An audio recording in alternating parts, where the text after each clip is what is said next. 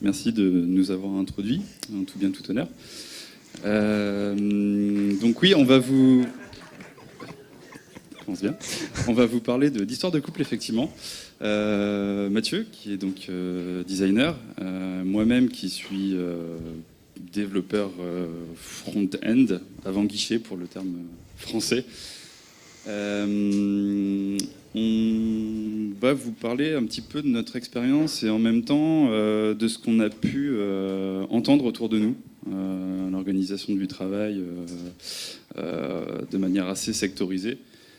Si tu peux passer sur la suivante. Vous avez peut-être déjà tous vu cette image, je vais m'écarter un peu parce que je suis un petit peu grand. J'adore cette image en fait parce qu'elle est assez marrante, surtout quand on voit Mathieu en bébé comme ça avec un pinceau. Faut l'imaginer en fait, hein, c'est rigolo. Du coup, pour moi, j'aime moyennement l'image que Mathieu a de moi, qui se trouve donc... tiens, tu peux passer sur la suivante, on va se concentrer là-dessus principalement. Du coup, j'aime pas trop mon image, mais bon, bref. Cette image parle bien, j'aime bien. On voit vraiment une sorte de sectorisation, et c'est vrai qu'on est encore dans cette idée que, Thomas le disait tout à l'heure, en fait, on va se retrouver avec un designer qui va envoyer sa maquette au développeur, et puis démerde-toi, quoi. Ça va se passer comme ça, globalement. Donc on va essayer de discuter autour de ça pour améliorer la communication entre les différents pôles. On va se concentrer que là-dessus, parce qu'on pourrait parler du chef de projet aussi, mais il y aurait beaucoup de choses à dire en 20 minutes, ça va pas être possible. Du coup, on va se concentrer là-dessus et on va essayer de voir quelques outils, donc un côté un peu plus pratique que la théorie de ce matin, que Thomas nous a présenté de manière plus large. On va se concentrer sur quelques outils qui nous ont aidés à mieux communiquer. Voilà, on va voir ça ensemble. Ok, alors qu'on soit en agence à distance ou en freelance, donc je pense que ça regroupe à peu près tout le monde qui est ici, que notre communication soit directe, donc quand on parle l'un avec l'autre ou autour d'un café, autour d'une bière, ou indirecte, donc SMS, tout ce qu'on connaît. Inexistante, c'est pas terrible, parce que quand on parle pas, on n'échange pas grand-chose. L'absence de communication, c'est jamais bon. C'est jamais bon parce que ça conduit à une vision très différente d'un projet. Quand on reçoit un brief, chacun a une façon très personnelle, souvent, d'interpréter le brief en lui-même. Donc, ça peut aussi amener à une intériorisation des problèmes. Donc, quand on a un problème, si on n'en parle pas, le problème monte, et au final explose d'une manière habituellement très sale. Et on sent des animosités naître entre les personnes, ce qui est toujours source de conflits, et au final qui n'est vraiment pas productif. Et effectivement, donc ces conflits, ça amène des pertes de temps, donc, parce qu'on ne se comprend pas, on n'arrive pas à communiquer entre nous. Et donc des retards et défauts dans le projet, parce que c'est avant tout ça ce qu'on cherche. On ne travaille pas ensemble juste comme ça pour le fun. On travaille ensemble pour mener un projet à bien de bout en bout. Donc on va passer sur un petit exemple. C'est l'exemple de la navigation. Je pense que tout le monde a connu ça. Il y en a dans quasiment tous les sites, si ce n'est tous les sites, finalement.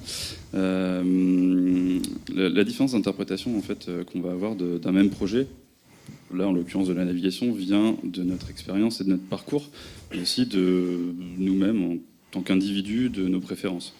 Une navigation, je vais volontairement stéréotyper, pour moi c'est ça. Bootstrap, YOLO, ça marche. Nickel, parfait. Il y a des menus déroulants, il y a même un champ de recherche. Ouais, mais en fait, moi je la vois plus comme ça, avec un méga menu de la mort. Donc un truc, bon là je suis pas encore passé au flat design parce que je trouve ça un peu naze. Donc avec effectivement des onglets partout, des super icônes, des icônes ici qui sont pas pareilles, de la même taille qu'ici, avec des petits encarts et un petit bloc de texte parce que c'est toujours rigolo. Et ça, au final, c'est ce que veut le client. Donc on l'a tous reçu, hein. On l'a tous reçu, le menu classique envoyé dans le PowerPoint, hein, ou même directement dans le mail, on le connaît. Ou encore pire, le petit dessin envoyé et scanné. Donc un méga menu, quoi, mais un méga menu. Ouais, pas très flat non plus celui-là. C'est arc-en-ciel, quoi. D'un point de vue WordPressien, d'ailleurs avec n'importe quel CMS, en fait, une navigation, souvent, elle est intégrée à un système bien plus complexe que juste des liens ou une liste de liens. Si jamais vous commencez à faire des choses un peu extravagantes en termes de design, ne me regarde pas comme ça, il va falloir taper là-dedans pour faire plein de modifications, et ça c'est juste le début du Walker nav menu. Pour ceux qui ont déjà dû taper là-dedans, c'est vachement intéressant. On s'y perd un petit peu au début, mais on monte vite en compétences, en fait, on est obligé de monter en compétences. Surtout quand le designer, justement, il envoie la maquette et démerde-toi avec ça. Voilà. Ouais, parce que mes petites icônes, elles sont toujours mignonnes, hein, mais il faut bien voilà, les c'est caser. ça, il faut les rajouter quelque part à un moment, les icônes. Hein. L'admin de WordPress, c'est pas prévu pour apparemment. Non, pas trop. Et ça, bien sûr, ce n'est que pour un élément d'un site web. J'ai juste donné l'exemple de la navigation. Hein. Là, on a parlé que de la navigation. Ça peut être plein de choses différentes. Il y a tellement de choses sur un site web. Et du coup, comment est-ce qu'on fait pour améliorer ça? Parce que le constat, c'est que c'est chiant. Mais il faut trouver des solutions, parce que sinon, on n'avance pas. Donc, moi, typiquement, il y a des choses dont je me moque. Typiquement, le code, je m'en fous. Ça ne m'intéresse pas. Ça m'intéresse, mais pas du tout. Donc, le code propre et stylé, moi, ça ne m'intéresse pas. Tant que la maquette est parfaitement respectée, que les couleurs sont respectées, parce que oui, c'est important, qu'on respecte à peu près, même bien, la maquette que j'ai designée, c'est mieux. J'aime bien me sentir respecté dans mon travail quand même. Pareil, la grille, je la fais pas pour des prunes. Il y a une raison pour laquelle j'utilise 12 colonnes. Ou 5. Pareil, les tailles de typo, je mets pas partout du 16 parce que c'est mignon. Des fois, je mets du 15. Les marges, oui, parce que le white space, on aime bien. Moi, j'aime bien en mettre beaucoup. Et effectivement, les 300 icônes que je me suis tapé pendant 2 semaines, j'aimerais bien qu'elles soient jolies à l'écran et pas bourrées n'importe comment dedans. Tu fais un sprite, vite fait, bien fait. Moi, en tant que développeur, du coup, les couleurs, rouge, c'est rouge, quoi. Globalement, pas grand-chose près. Hein. Les tailles de fonte, je vais prendre un EM. Si je fais ça proprement, sinon je me fais 100 pixels. Ouais, bien sûr. La Playfair, je vais pas charger une fonte pour rien. Je vais mettre la Georgia, ça ressemble. C'est pareil. Ouais, c'est tellement proche en plus. Ok, ça marche. Ok. Marge et grille. Ok, Bootstrap. Ouais. Vous vous rappelez, hein. Bootstrap, ça marche bien. Ça. Par contre, je vais faire attention au nommage des calques de Mathieu. Parce qu'en fait, calque 1, calque 2, calque 3, le meilleur copie calque 1, copie calque 2. Non, parce que moi, ça parle là, ça parle. Ouais. Je suis un expert en copier-coller, donc franchement, j'ai pas le temps, moi, de nommer les calques. Thomas en parlait ce matin aussi, ouais, de l'organisation des calques en groupe, en objets. C'est magnifique. Le designer fait ça et on l'aime tout de suite, quoi. Je vais faire attention au problème de performance. Je reviens sur Playfair, par exemple, que je ne veux pas charger, je vais mettre Georgia à la place. S'il me met 10 variantes de 5 fontes différentes, je pense que je lui envoie mon clavier dans la tête. Ah, mais moi, sur mon iMac, c'est toujours super joli. Hein. Moi, c'est tout ce qui m'intéresse. Oui, je sais. Le code propre est maintenable, je vais y faire attention, forcément, nécessairement. Et surtout, le plus important, gagner du temps pour pouvoir jouer avec mes collègues qui, eux, ont beaucoup de temps à perdre. Et au final, il ne faut pas oublier qu'on a un objectif, c'est le projet. Souvent pour un client, ça peut être des projets internes, mais souvent pour un client. Et lui, il en a complètement rien à faire que vous ayez des problèmes de couple. Il veut voir son projet aboutir et surtout, histoire de planning, timing et monnaie, quoi. Monnaie. Donc le but, c'est avant tout de faire un pas vers l'autre, comme disait Geoffrey dans son introduction. Les métiers, effectivement, on a trop tendance à les segmenter. Moi, je suis designer, effectivement, mais rien ne m'empêche de prendre en compte ce que le développeur dit. Donc effectivement, des fois, j'aime bien écouter quand même ce qu'il me dit, parce que ça peut être intéressant, et moi-même, ça peut me permettre de faire un meilleur design. Et lui-même, ça lui permet d'améliorer sa conception graphique de la vie, quoi. Donc, échanger des connaissances... Je vois la vie en rose. C'est quoi le code hexadécimal, chef, en rose ? FF0000. Donc, le but, c'est un peu d'échanger effectivement des connaissances il va pas obligatoirement m'apprendre comment fonctionne le Walker de WordPress, ça ne m'intéresse pas. Par contre, il va m'expliquer qu'est-ce que je peux en faire. Donc, quelles sont les fonctionnalités de base, qu'est-ce que je peux faire avec ça. Important aussi, c'est qu'on harmonise nos lexiques. Ce que moi j'appelle un header, ce que lui il appelle un header, c'est peut-être pas obligatoirement la même chose. La nav, c'est pas exactement la même chose pour lui, si on parle de la nav qui est dans la sidebar, dans le header, ou à quelconque endroit. Et pareil, ce qui est important toujours, c'est discuter ensemble, beaucoup. Pas boire des bières. J'aimais bien les bières, mais il l'a rayé, je crois. Ouais, mais les bières, ça dépend, après, les goûts personnels et tout ça. Donc bon, l'important, c'est effectivement d'échanger ensemble, d'arriver à fusionner nos métiers et de faire ensemble quelque chose de productif, et donc de réussir le projet qu'on nous a filé sans se prendre la tête. Le moins possible, en tout cas. Ouais. Donc, moi, ce que je peux faire pour aider mon développeur chéri, je peux faire un style guide. Donc, un style guide, c'est assez simple. C'est ce que Thomas montrait ce matin. Donc, c'est des éléments, c'est des couleurs, c'est des typos. Donc, effectivement, dire que la typo, c'est la Georgia, limite mettre le lien vers la fonte si c'est une Google Font. La couleur, directement lui donner le code exact de la couleur. Ça l'empêchera d'aller avec la pipette sur son écran avec un programme qui n'est pas obligatoirement la bonne couleur, ou que ne sais-je. Rassembler et ordonner les éléments graphiques. Ça peut paraître anodin comme ça, mais réunir toutes ces icônes dans un dossier, avec par exemple des icônes en SVG, des PNG, etc., c'est important. Et lui, ça va lui éviter de péter un câble. D'aller le chercher effectivement dans tous mes calques parfaitement bien nommés. Donc, pareil, chose qui est importante, s'ils se sent exclus de la créa, ben, il va m'embêter au final. Donc, demander son avis quand je fais une créa, un truc un peu sympa, et que je sais qu'il n'est pas obligatoirement simple à réaliser, lui, il va pouvoir me dire, par exemple, « Ah, je sais pas faire ». Ou bien, je vais me renseigner. Comme ça, quand on aura fini la créa, et moi, je saurai faire. Pareil, expliciter les types de contenu. Donc, un site web, c'est avant tout de l'information. C'est articuler du contenu, et le design est là pour servir le contenu. Donc, il va montrer et mettre en exergue des éléments de ce contenu. Donc, lui expliquer comment est-ce que je conçois les différents types de pages, par exemple utiliser des custom post types si je sais à quoi ça rime, utiliser des meta-keys, ce genre de choses. Lui envoyer des exemples si je vois sur des sites des choses que j'ai déjà vues autre part. Des animations par exemple notamment, voilà. Ça peut aider, surtout quand on reçoit juste un PSD sans aucune animation. De mon côté, si jamais Mathieu ne vient pas vers moi régulièrement pour me montrer ce qu'il est en train de faire, c'est moi qui vais aller vers lui, du coup. Peut-être même dans une réunion tout au début du projet directement, discuter de choses et d'autres. Mais en phase de design, par exemple, aller le voir régulièrement pour voir ce qu'il a proposé. Avant même d'aller envoyer sa maquette au client ou de la faire valider alors que moi, j'ai rien vu. Parce qu'après, je vais devoir me la taper quand même, faut pas oublier. Expliquer... Ça va en fait avec tous les points vont ensemble. Expliquer mes propres limites en termes techniques pour éviter d'avoir à revenir sur la phase de design si jamais je ne suis pas capable de faire quelque chose que lui a proposé au client. Justement, ça évite d'avoir tout un... Et ça évite de passer des allers-retours voilà. de je sais pas faire, j'ai pas envie de faire, ou bien voilà. Que ce soit nos limites techniques, les limites de WordPress ou nos limites avec WordPress. Voilà. Ou même des limites dans le budget du client. Aussi.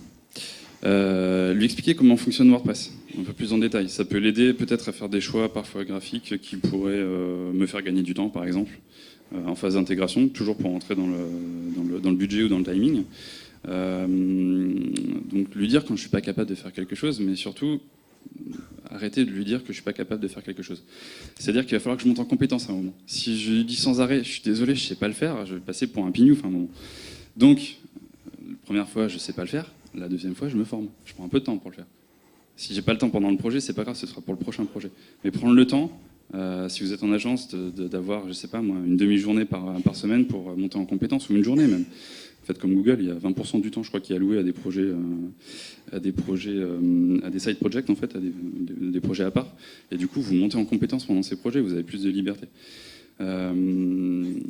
Et fournir éventuellement des contenus types, parce qu'il n'est pas censé forcément connaître WordPress. Bon, il est là, c'est qu'il connaît WordPress quand même, sinon il ne serait pas là. Mais il n'est pas censé connaître WordPress sur le bout des doigts. Donc au moins, lui présenter des contenus types de WordPress qui peut designer directement en amont, en fait. Ne pas arriver sur la production et finalement le client publie un truc qui n'était pas prévu, qui est inclus dans WordPress, qui n'était pas prévu dans le design, et en fait c'est tout moche. Voilà. Donc ça peut si on peut éviter, c'est toujours mieux. Donc pour ce faire, on arrive à la partie vraiment intéressante. Quand on communique déjà, c'est bien. Maintenant, on peut avoir des outils qui facilitent la communication.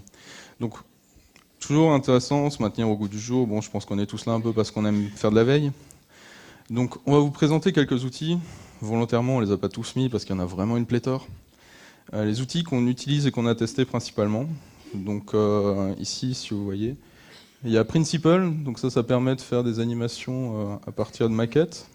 Marvel App, qui est très proche d'InVision qu'on a présenté. Screen Hero, donc c'est de la VoIP et du partage d'écran. Brackets, donc un éditeur de code. Donc on va se focaliser sur la ligne du bas ici, quelques outils qu'on connaît pour la plupart. Donc le premier, InVision. Alors InVision, pour ceux qui ne connaissent pas, ça permet en fait d'uploader ces fichiers Sketch, ces fichiers PSD, et directement de les voir en rendu réel, entre guillemets, dans son navigateur en taille 100%. L'intérêt d'InVision, c'est pas uniquement effectivement de le voir dans son navigateur, parce que ça, au final, c'est pas tellement intéressant. Ce qui est possible de faire, surtout, c'est des maquettes interactives. Donc vous pouvez définir des zones de clic, de hover sur vos maquettes, et ainsi reproduire au final une maquette complètement fonctionnelle. Donc vous cliquez sur les éléments et vous pouvez vous balader dans ce qui semble être un site réel, mais qui est au final qu'une série d'images.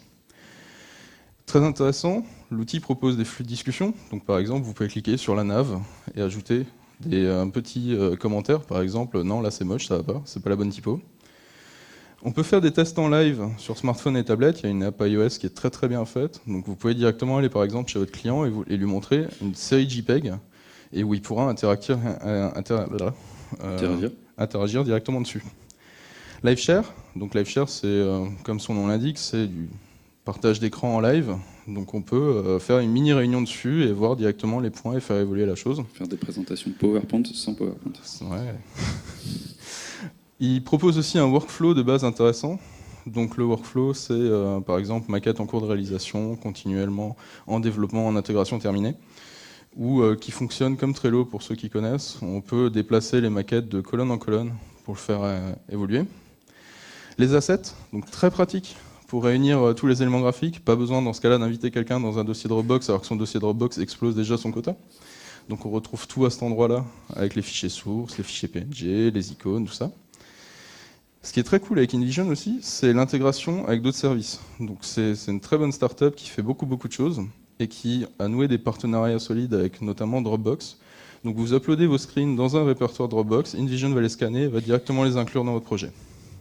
Pareil pour Sketch, vous uploadez votre fichier Sketch, il va directement mettre tous les calques ou tous les artboards dans le projet InVision. Donc ça ressemble à InVision, on a mis quelques screens. Donc ça, c'est les flux de discussion. Vous voyez, on peut mettre un petit pin dessus et donc on continue avec les petites discussions. On peut aussi mettre des groupes, alors très intéressant. On peut avoir un groupe de personnes qui est designer, donc qui va designer des choses et qui va donc en parler dans un groupe qui s'appelle ici Everyone. Il peut y avoir collaborateurs ou dev. Donc chaque groupe peut interagir entre eux de ce qui les intéresse principalement. Dev, c'est vachement pratique en fait, surtout si j'ai des choses à dire sur ce qu'il a proposé sur une maquette. Ça me permet de retrouver moi mes notes plus directement et surtout de caser ça dans la catégorie dev tout simplement. Donc pareil, là en haut c'est donc le système de workflow avec on hold, donc en attente, en in progress, donc les choses qui sont en train d'être réalisées. Donc là, un petit exemple de comment créer des maquettes interactives. Vous voyez, vous définissez une zone ici sur le petit bouton. Avec, donc dans ce cas-là, en clic en hover, avec l'endroit vers la maquette où c'est réalisé, et là un petit screen des assets. Pareil, Sketch. Alors pour ceux qui ne connaissent pas, Sketch, c'est un outil du style Photoshop, ça fonctionne uniquement sur Mac, mais c'est l'application géniale pour réaliser des maquettes web, que ce soit iOS, Android, tout ce que vous pouvez maqueter, vous pouvez le faire là-dessus, c'est juste génial. C'est très facile à appréhender, parce que venant de Photoshop, ça peut paraître un peu bizarre. L'export des éléments est vraiment simplifié. Vous pouvez sélectionner chaque icône, chaque petit élément, et définir par exemple que ça, ce sera exporté en SVG, ça sera un PNG, ça sera etc. Et après, avec un seul bouton, tout exporter dans un dossier. Donc très pratique. La transposition vers du CSS, du SAS, du LESS est très simplifiée. En fait, les options, je vais vous montrer sur la slide suivante, vous rappelleront exactement ce que vous pouvez écrire en CSS avec des line 8, des font size, etc. Sketch Mirror, donc ça vous permet de connecter par exemple votre iPhone ou votre iPad et voir directement pendant que vous designez sur votre Mac le pendant sur votre iPhone. Très pratique aussi pour designer des apps directement et interagir avec elles. L'intégration avec InVision Slack. Donc InVision, comme je vous ai présenté, Slack que je ferai vous présenter tout après. Et surtout, truc très important, la communauté qui est derrière Slack. La communauté qui est derrière, Sketch. La communauté qui est derrière Sketch va vous proposer énormément de ressources graphiques, plus que Photoshop, ce qui est bizarre, mais de meilleure qualité surtout, et énormément de plugins. Les plugins pour Sketch sont réalisés en JS, donc pratiquement tout le monde peut faire des plugins, et il y a des vraies petites perles. Je vous ai mis un petit lien là, si certains sont intéressés par une petite sélection de plugins que j'avais réalisés. Donc ça c'est Sketch. J'ai essayé de mettre sur un screen pratiquement toutes les fonctionnalités de Sketch, donc c'est un peu beaucoup. Donc là, vous avez toutes les pages avec tous les différentes disons, sections de votre maquette que vous pouvez réaliser. Vous voyez, il y a front-end desktop, front-end tablette, mobile, etc. Donc ça vous permet d'organiser vos artboards qui sont derrière. Donc là, c'est après toutes les artboards. Donc les artboards, c'est par exemple une page de maquette dans votre site. Donc derrière, là, vous pouvez voir Imagify. Et après, ici, ça c'est pour l'export. Donc à chaque fois, chaque artboard peut être exporté. Donc ça va vous permettre d'exporter tout de suite les 22 pages que vous venez de designer. Sur la droite, là, vous avez donc la typo, la fonte, les espaces, etc. Et donc ici, tout ce qui est export. Donc vous voyez, pour un seul élément, vous pouvez définir plusieurs exports.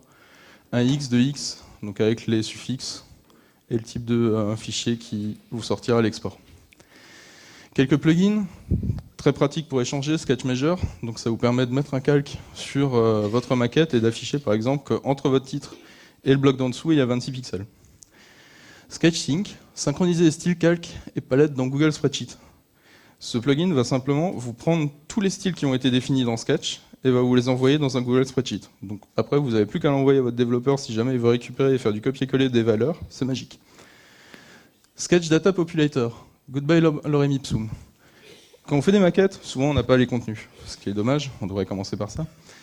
Mais des fois, c'est pas possible. Par contre, il est possible avec Sketch d'utiliser un petit plugin qui va vous permettre, à partir d'un fichier JSON, donc qui est souvent disponible quand on est en train de développer en parallèle des applications clients, on peut peupler sa maquette avec des vraies données.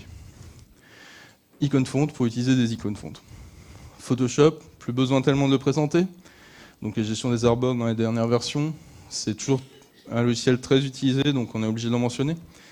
CSS Hat, une extension assez intéressante qui vous permet de convertir votre PSD vers du SAS ou du CSS. Guide pour des guides, donc réaliser ces belles grilles magnifiques. Chose à surveiller, Adobe est en train de sortir un nouveau produit qui s'appelle Comet, donc qui est un genre de sketch pour tous les utilisateurs, que ce soit Windows ou Mac, parce que bon, Sketch c'est mignon, mais c'est encore toujours Mac only. Ok, je vais accélérer un petit peu parce qu'on va manquer de temps sinon. Ouais. Slack n'est plus trop à présenter, mais je vais quand même vous présenter très rapidement. Nous, on a concrètement complètement abandonné le mail depuis qu'on l'utilise. On peut discuter instantanément avec tout le monde, se faire des reminders quand on veut.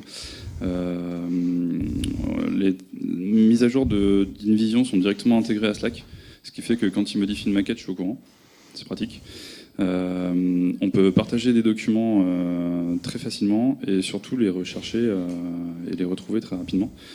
Couplé à Screen Hero, ça permet de carrément faire du Skype. Non, c'est plutôt du partage d'écran, donc il n'y a pas de visio, mais ça permet de faire du partage d'écran très rapidement. Donc concrètement, là, on a une recherche, par exemple. On a plein de marqueurs différents qui permettent de faire des recherches très optimisées. Là, on a l'intégration de InVision. Et sinon, plus globalement, on peut juste discuter et faire un peu d'humour de temps en temps, ça fait pas de mal. Vous pourrez, du coup, vous lirez ça plus tard, mais il y a des choses très intéressantes sur ces slides. Je passe à Trello très rapidement.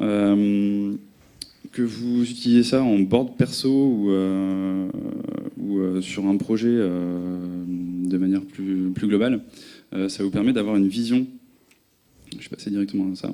Ça permet d'avoir une vision plus globale du projet et surtout de voir où en sont les étapes avant ou après, au moins pour savoir ce que vos collègues sont en train de faire.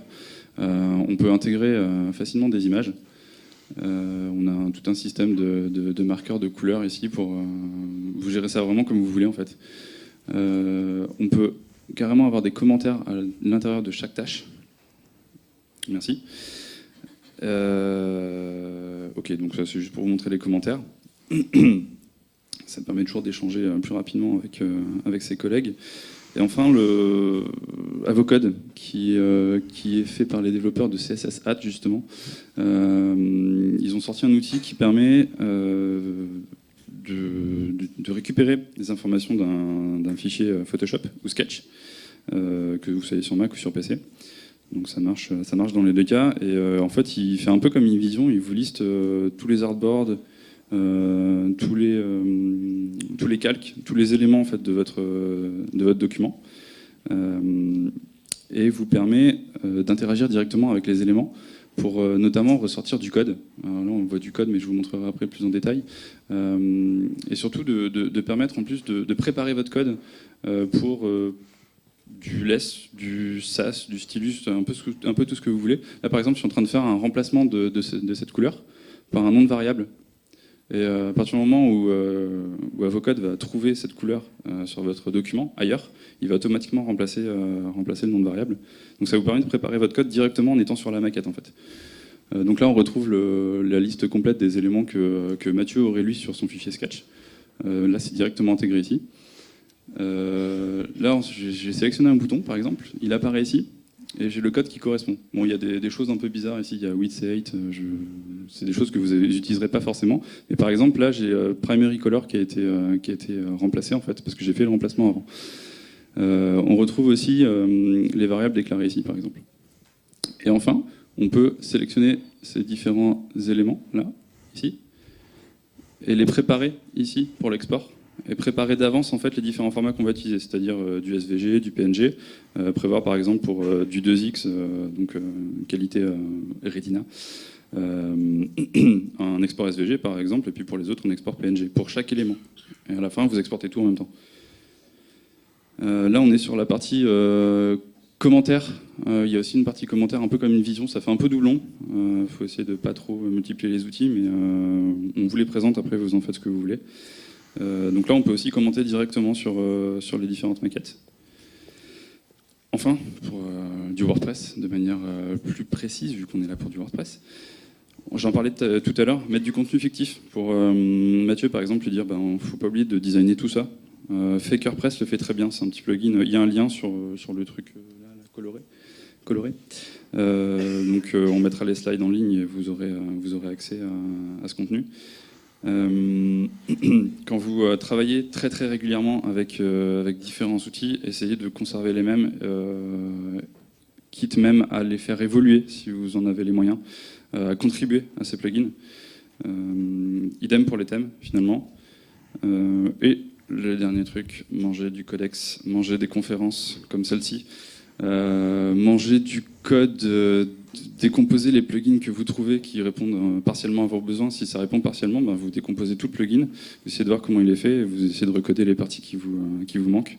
Vous montrez forcément en compétence. Et quand vous montez en compétence, le designer il est content parce que du coup il peut faire un peu ce qu'il veut. Ouais. Vous arrivez facilement à répondre aux besoins du projet.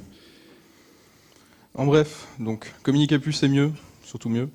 Utiliser des outils, parce que parler c'est bien, mais interagir c'est encore mieux.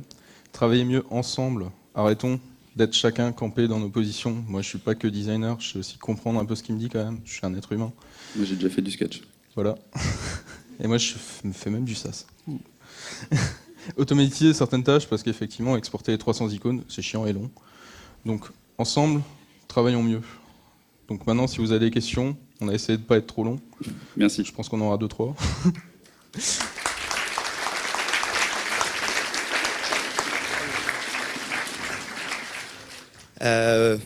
Vous verrez peut-être après. Charles, bonjour. Vous parlez énormément donc, du travail entre designer et développeur. Oui. Pas forcément après du rôle aussi parfois que peut avoir un intégrateur entre les deux. Mais c'est surtout aussi du travail qui peut être fait en amont, via des prototypages, ou ce qu'on appelle communément aussi du wireframe, avec des logiciels professionnels comme Just-in-Mind ou Axure ou ce genre de choses. Et est-ce que c'est des choses que vous-même vous utilisez? Pas du tout. Vous êtes directement sur de la maquette? Alors nous, c'est un peu spécial parce qu'on travaille actuellement donc, en start-up chez WP Media, qu'on remercie chaleureusement encore une fois. Mais on a travaillé en agence et effectivement, présenter des wireframes peut avoir ses avantages et ses inconvénients. Certains clients adhéreront totalement au wireframe. Pour eux, ils arriveront à se projeter. Mais la plupart des gens, en fait, ont besoin d'un aspect visuel. Ils ont besoin d'avoir une maquette, même pas obligatoirement finalisée, mais juste voir quelques couleurs, voir à peu près comment ça va s'articuler. Donc ça dépendra vraiment de ton client. Effectivement, c'est toujours mieux pour dégrossir un gros projet, notamment au niveau de l'architecture de l'information. Donc effectivement, placer tes éléments textuels ou images à des endroits plus ou moins intéressants.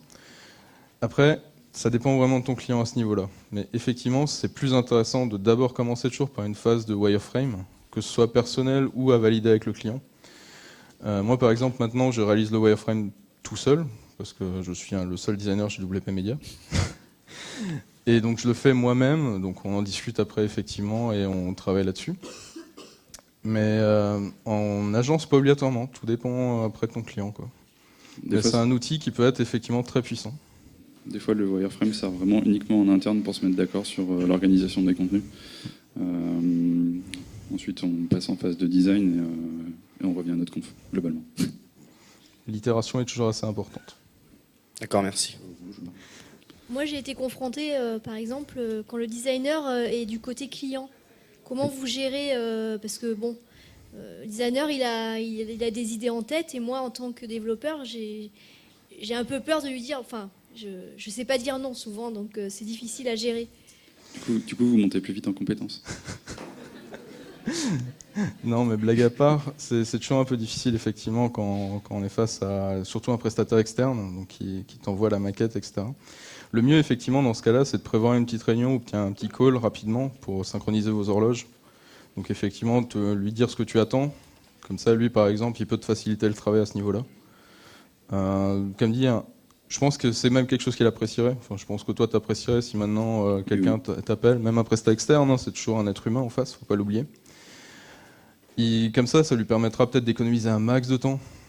Par exemple, tout ce qui est dans WordPress, il n'a pas besoin de designer les 25 pages, quoi. Enfin, c'est pas la peine. Donc il a un design 3 de moins, lui, ça va lui faire quelque chose de... Enfin, adoré, hein, clairement. Le copier-coller, tout ça. Hein. Et du coup, peut-être effectivement discuter plus avec lui. Et effectivement, peut-être à toi, à ton niveau, si tu peux, hein, toujours, dire non à certaines idées qui te semblent mauvaises. Je pense que toi, ça te fera du bien déjà.